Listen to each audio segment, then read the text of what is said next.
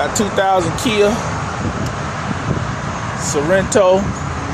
Already did an HID upgrade on it, on the low beams and the fog lights.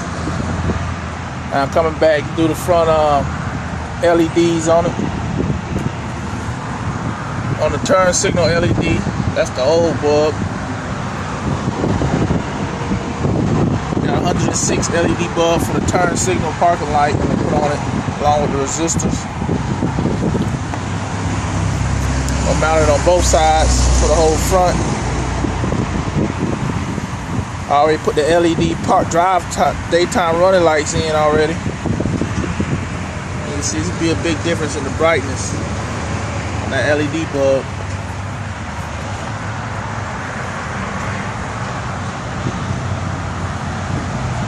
And since the bulb is the dual filament, which is the parking light and the turn signal, you have to put the resistors on it. Whole complete kit I sell for the front and the back. Probably gonna do the back on this too.